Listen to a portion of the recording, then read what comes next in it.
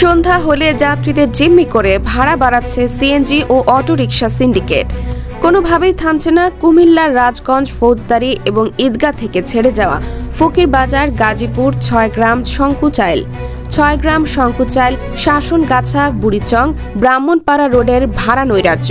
সেই সাথে বুড়িচংয়ের সাথে সংযুক্ত প্রতিটি রোডে চলছে ভাড়া নৈরাজ্যে ও বচনা।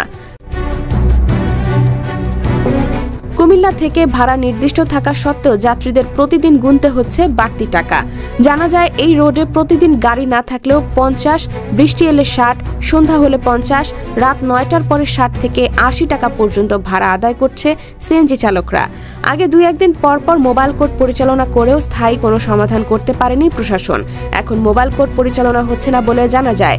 প্রশাসন থেকে একাধিকবার ভাড়া চার্ট লাগালেও সে চার্ট একদিনের বেশি থাকে না স্ট্যান্ডে। ভুক্তভোগীদের অনেকেই এই রোডের বাড়তি ভাড়া নিয়ে প্রতিদিনই কেউ ফেসবুকে লিখছে, অনেকে প্রশাসন ও মিডিয়া কর্মীদের জানাচ্ছে এবং তাদের ক্ষোভ প্রকাশ করছেন।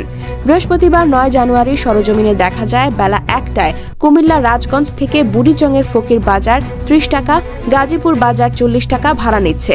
আবার বিকেল 4টার দিকে অফিস টাইম শেষে স্ট্যান্ডে গাড়ি না থাকায় 30 অথবা 40 টাকা ভাড়া নেওয়া হচ্ছে 50 টাকা। এ সময় যাত্রীরা প্রতিবাদ করায় অসৌজন্যমূলক ব্যবহার করছে অনেক ড্রাইভার। ইমন নামের এক যাত্রী বলেন, এই রোডের ড্রাইভারদের কাছে প্রতিনিয়ত জিম্মি আমাদের মতো সাধারণ যাত্রীরা। প্রতিবাদ করলে সব ড্রাইভার এক হয়ে তেড়ে আসে, খারাপ আচরণ করে, বাধ্য হয়ে বাড়তি ভাড়া দিয়ে যেতে হচ্ছে। পারুল নামের এক যাত্রী বলেন, এরকম আজব রোড দেখিনি।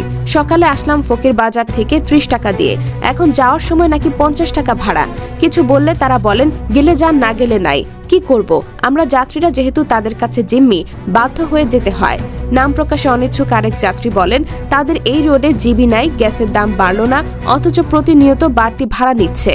আমি কুমিল্লা চাকরি করি, সে সুবাদে প্রতিদিনই সকাল বিকাল আমাকে যেতে হয়। এই মধ্যে বেশিরভাগই আমাকে বাড়তি ভাড়া দিতে হচ্ছে। কাজ থাকলেও সবসময় চেষ্টা করি রাতের আগে ফেরার জন্য। একদিন রাতে বৃষ্টি থাকায় রাজগঞ্জ থেকে আমার গন্তব্যে আসছি 80 টাকা দিয়ে। আমরা যাত্রীরা এ সমস্যার স্থায়ী একটা সমাধান চাই। পরে তাকে প্রশ্ন করা হয়, আপনি নাম বলবেন না কেন?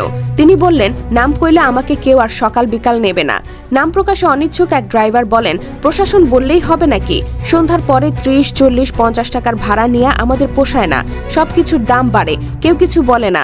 আমরা 10 টাকা বাড়ালে যাত্রীরা পাগল হয়ে যায়। প্রতিদিন মালিকের ভাড়া দেওয়ার পরে কত টাকা থাকে আমাদের? পরে তাদের কাছে প্রশ্ন করা হয়, আগে তো দৈনিক রাস্তার মধ্যে জিবি দেওয়া লাগতো 200 থেকে 250 টাকা। তখন বলতেন, পারলে জিবি বন্ধ করান, আমরাও ভাড়া কমাইয়া নিমু। এখন তো আর জিবি নিচ্ছে না কেউ, তারপর কেন এত বেশি নিচ্ছেন? এই প্রশ্নের কোনো সৎ উত্তর দিতে পারেননি। দিনের বেলায় 40 টাকার ভাড়া, সন্ধ্যার পরে 50 থেকে 60 টাকা।